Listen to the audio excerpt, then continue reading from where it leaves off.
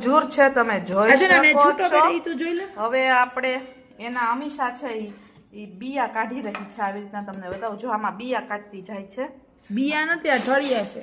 Yes, it's cold ઠળિયા। ઠળિયા કાઢી રહી છે, બિયા નો કહેવાય, બરાબર છે। આ ઠળિયા કાઢી રહી છે। આપણે શું બનાવવાનું તમે ગેસ કરી શકો છો। આપણે ખજૂર પાક બનાવીશું, ખજૂર બિસ્કિટ બનાવવાનું। ખજૂર બિસ્કિટ, ખજૂર પાક, ખજૂર રોલ, બધાનું અલગ અલગ નામ કહી શકાય।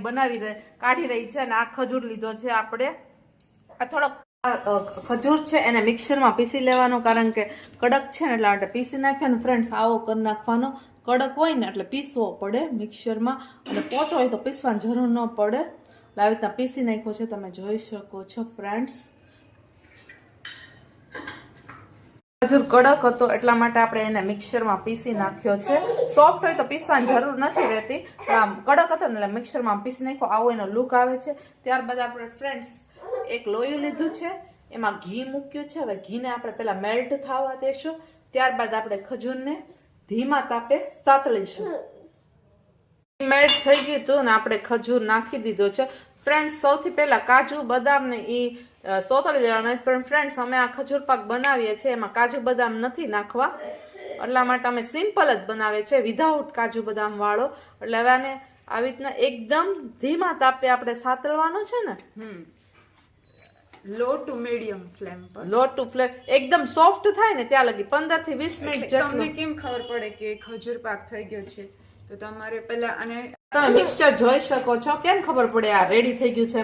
આ જો આ છે ને પેલા ચીપકેલું હોય ખજૂર, પછી જો આવી રીતના તમારે સપાટી છોડી દે અને આમ એક રસ થઈ જાય આવી રીતે। આ એક રસ થઈ ગયો ખજૂર, ચલો એટલે તમારે ખજૂર પાક થઈ ગયો। હવે તો ચેકિંગ કરીએ કો જો આવી રીતે ચમચી લગાડવાનું। જો આ દેખાડો, ચમચી તો દેખાડો, આવી રીતે ચમચી પણ ચમચી ઊંચા ઉપર લાઈ તો આ ખબર ચમચી પડે ને। પણ તમે આમ ફરી કેમેરા ફરી કે માણા થોડો ફરી ફ્રેન્ડ્સ આ ચમચી હોય એમાં આપણે આવી રીતે ગરમ ગરમ લગાડે, જો આ ઉખડી જાય ને આવી રીતે તો આપણો ખજૂર પાક રેડી છે। આ રીતે ઓકે, આ મેરી બિસ્કિટ છે, ચમચી લઈ જા, તમે જોઈ શકો છો આવી રીતના લગાડે છે ગરમા ગરમ ને। ગરમા ગરમ, કારણ કે થેપલી કરશું તો પછી બહુ વાર લાગશે, અમારે ઉતાવળ છે થોડી કરતા। પછી આને આવી રીતે જોઈ, બરાબર, થોડાક પોચા હાથે કરવાનું। મારું એક બિસ્કિટ તૂટી ગયું, આવી રીતે લગાડો।